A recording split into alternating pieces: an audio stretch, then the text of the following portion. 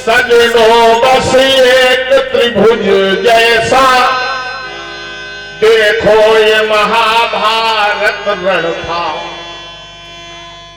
लंबवत पांडु के पुत्र रहे। लंब सीधा होता है तो पांडव भी सज्जन है। लंबवत पांडु के पुत्र रहे आधार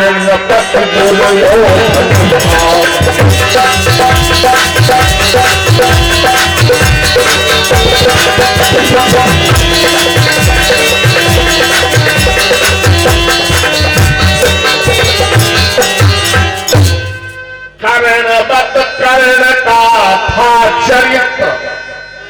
त्रिभुज का कर्ण और महाभारत का कर्ण एक समान, दोनों के योग बराबर था।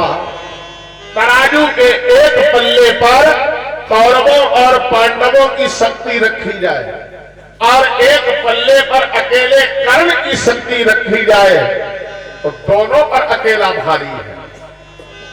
लंबवत कर्ण का था चरित्र, दोनों के योग बराबर था, पर पता नहीं क्या कारण है वो तो बेचारा हारा था।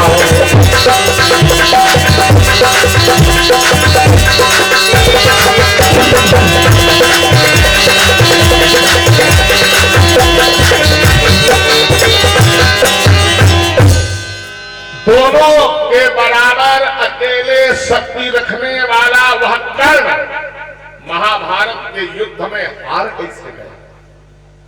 जब दोनों के बराबर अकेला शक्तिशाली है तो फिर कैसे हार गए? इसके लिए एक सिद्धांत दिया संतों ने। कोई व्यक्ति सुबह से लेकर के शाम तक कापी लेकर के लिखना शुरू करे, 0 0 0 0 0 0 0 दिन भर लिखाए और शाम को जोड़े। बहन जी बिटिया कितना हुआ? दिन भर 0 0 लिखे और शाम को जोड़े, कितना हुआ? 0 ही हुआ। मेहनत में तो कोई कमजोरी रही नहीं, पूरे दिन मेहनत की गई, लेकिन रिजल्ट क्या आया? परिणाम क्या आया? शून्य। और जो चतुर लिखने वाला है उसने पहले लिख दिया 1 और फिर लिखा 0। अब कितना हो गया? 10 हो गया। फिर 0 लिखा तो कितना हो गया? 100। फिर 0 लिखा 1000, फिर 0 लिखा 10,000। जितने 0 बनाओगे संख्या 10 गुनी हो जाएगी और 1 हटा दोगे तो बस कर्ण के जीवन में यही था। उसने शून्य तो बहुत इकट्ठा कर रखे थे, इतने शून्य किसी के पास नहीं है, लेकिन एक परमात्मा की शरणागति न होने के कारण कर्ण के जीवन के शून्य शून्य रह गए। इससे हमें क्या शिक्षा मिलती है? देखो भाई, ये जितना भौतिकवाद है, भौतिकवाद समझते हैं बहन जी? भौतिकवाद क्या है?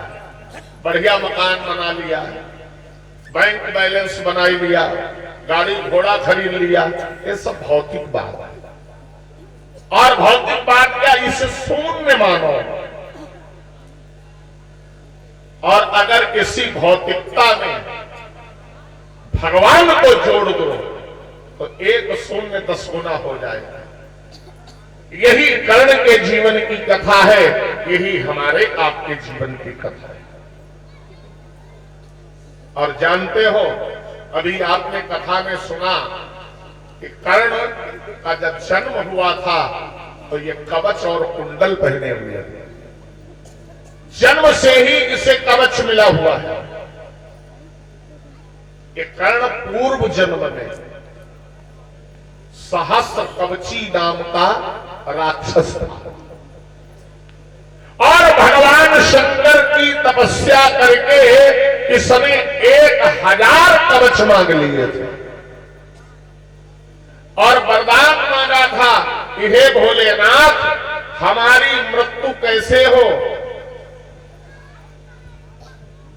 एक व्यक्ति 1000 वर्ष तक लगातार हमसे युद्ध करे तब हमारा एक कवच टूटा है। एक व्यक्ति 1000 वर्ष तक दिन रात हमसे युद्ध करे। ये महाभारत का रहस्य आपको बता रहा हूं।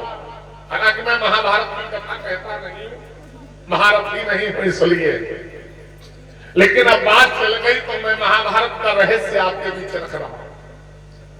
1000 वर्ष तक रात दिन हमसे युद्ध करे तब हमारा एक कवच टूटा है। और कवच कितने हैं? 1000 कवच है, इसीलिए इसका नाम है सहस्र कवची। अब एक कवच टूटेगा तो एक, अच्छा पहली बात 1000 वर्ष तक कौन युद्ध करेगा दिन रात। लेकिन एक बात आपको बताऊं, यह मृत्यु लोक है, यहां जिसका जन्म हुआ है उसे मरना ही पड़ता है। इस सहस्र कवची नाम के राक्षस को मारने के लिए भगवान ने अवतार लिया नर नारायण के रूप में। है तो एक युद्ध करता है और एक विश्राम करता है। एक ही है नर नारायण, दो स्वरूप में प्रकट हुए हैं। है नारायण लेकिन दो स्वरूप में प्रकट हुए हैं। जब नर युद्ध करते हैं तो नारायण विश्राम करते हैं और जब नारायण युद्ध करते हैं तो नर विश्राम करते हैं। ऐसे ऐसे 9999 कवच इस सहस्र कवची के भगवान ने काट डाले। एक कवच बचा तो उसने भगवान से कहा प्रभु आप इसको छोड़ दीजिए और मैं अपना शरीर स्वेच्छा से त्याग रहा हूं। वही सहस्र कवची नाम का राक्षस कुंती के गर्भ से कर्ण के रूप में जन्म लेता है और कवच धारण करके पैदा होता है। और इस कर्ण को मारने के लिए फिर नर नारायण को पृथ्वी पर आना पड़ा। कि अर्जुन और कृष्ण क्या है? बोलेंगे नर नारायण का अवतार है। बोलिए गोविंद भगवान की। यह महाभारत में कर्ण की कथा का रहस्य है। जन्म से ही कवच कुंडल धारण किए हैं। अब सुनना, अब ठीक है, ये बात सही। ये वाले उतारी हमें तो उतारी प्रसाद दे। भाई हम लोग प्रयास करते हैं कैसे गलत आदत छूट जाए।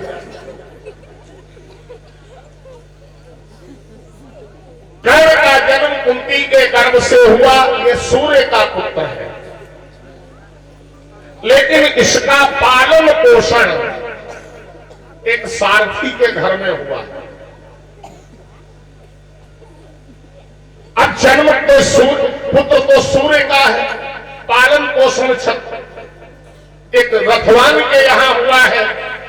लेकिन कर्ण के पिता माता कहते हैं कि बेटा तुम कुशल सारथी बनो, रथवान बनो। लेकिन कर्ण कहता है पिताजी मैं सारथी नहीं बनूंगा, रथवान नहीं बनूंगा, मैं धनुर्धर बनूंगा। और उस समय हस्तिनापुर में द्रोणाचार्य जी कौरवों और पांडवों को धनुर्विद्या की शिक्षा दे रहे हैं। एक दिन धनुष बाण लेकर के कर्ण द्रोणाचार्य की पाठशाला में प्रवेश करता है। प्रणाम किया और निवेदन किया कि गुरुदेव अपनी पाठशाला में हमारा भी नामांकन कर लीजिएगा, एडमिशन कर लीजिएगा। लेकिन द्रोणाचार्य जी ने कहा कर्ण तुम सारथी के पुत्र हो और मैं क्षत्रियों को धनुर्विद्या देता हूं, इसलिए मैं अपनी पाठशाला में तुम्हारा दाखिला नहीं कर सकता, निकल जाओ बाहर। अपमानित महसूस करके कर्ण द्रोणाचार्य की पाठशाला से निकला तो इसने पता लगाना प्रारंभ किया कि इस समय भूमंडल पर सबसे बड़ा धनुर्धर कौन है। पता लगाते लगाते पता चला कि बाबा परशुराम के समान इस भूमंडल पर कोई धनुर्धर नहीं है। लेकिन परशुराम जी ने भी संकल्प लिया है कि हम किसी क्षत्रिय को धनुर्विद्या नहीं सिखाएंगे। इसके पीछे भी कारण है। इसके पीछे कारण क्या है? देखो, महाभारत की कथा ऐसी है, कथा से कथा प्रकट होती है। परशुराम जी ने प्रतिज्ञा किया है कि हम किसी क्षत्रिय को धनुर्विद्या नहीं सिखाएंगे। इसके पीछे कारण क्या है? परशुराम के अनेक शिष्य हैं, लेकिन सभी शिष्यों में सबसे परांगत हुए भीष्म पितामह। भीष्म पितामह ने तो प्रतिज्ञा कर रखी है कि हम विवाह नहीं करेंगे, लेकिन इनके दो भाई हैं, वे विवाह के योग्य हो गए। तो एक दिन माता सत्यवती ने भीष्म से कहा कि तुम्हारे भाई विवाह के योग्य हो गए। अच्छा, एक बात और बताओ, ठकुरा ने कमजोरी सुन लो। क्षत्रियों में दो वंश हैं, एक सूर्य वंश और एक चंद्र वंश। अपने यहां ज्यादातर सूर्य वंशी लोग। सूर्य वंश की कमजोरी है कि संतान बड़ी मुश्किल से होती है। पूर्व का इतिहास उठाकर देखो। और चंद्र वंश में विवाह मुश्किल से होते हैं। बिना लड़ाई झगड़ा के ब्याह ही नहीं हो। पूरा इतिहास पढ़ लीजिएगा। भीष्म पितामह को पता चला कि 3 राजकुमारियां हैं, अंबा, अंबालिका, अंबे, अंबा, अंबालिका। और भीष्म ने जाकर के उन तीनों का अपहरण किया। 2 का विवाह अपने भाइयों से कर दिया और तीसरी ने कहा भीष्म से कि तुम हमसे विवाह करो। और भीष्म ने कहा हमने तो प्रतिज्ञा की है, हम विवाह करेंगे नहीं। तो वह कन्या भीष्म की शिकायत लेकर के गई परशुराम जी के पास। तो परशुराम जी ने कहा हमारा चेला है, हम जो कहेंगे वो करेगा। ये परंपरा है, गुरु की आज्ञा धर्म नहीं परम धर्म है। लेकिन ये बातें बीत गई। अब गुरु गुरु ही रही जा, चेला 70 हो जा। परशुराम जी ने भीष्म को बुलाया और भीष्म से कहा कि जब तुम्हें विवाह नहीं करना था तो तुमने हरण क्यों किया? अब मेरी आज्ञा है, विवाह करो। भीष्म ने कहा गुरुजी, हमने अपनी माता सत्यवती को यह वचन दिया है कि मैं विवाह नहीं करूंगा।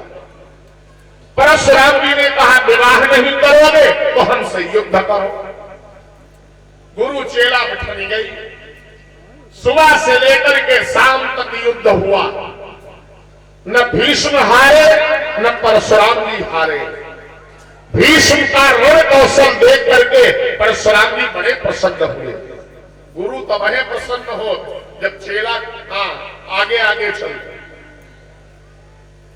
जैसे हम कहीं पहुंचते मंच पर और हमें पता लगता है हमारा सिखाया हुआ कथावाचक यहां से नंबर 1 होकर के गया है, तो छाती हमारी चौड़ी होती है।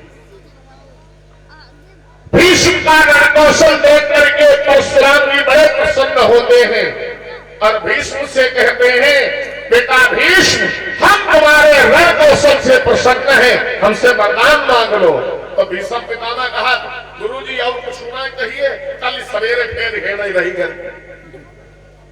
कई दिनों तक युद्ध हुआ, न परशुराम हारे न भीष्म हारे। परशुराम जी ने प्रतिज्ञा कर ली कि अगर आज कोई मेरा ब्राह्मण शिष्य होता तो मेरी आज्ञा अस्वीकार नहीं करता। इसलिए आज से मैं प्रतिज्ञा करता हूं किसी क्षत्रिय को धनुर्विद्या नहीं सिखाऊंगा। तो कर्ण परशुराम जी के आश्रम पर गया और जाकर के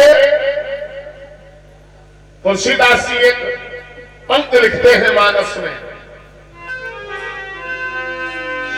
आरत काहन करई पुकार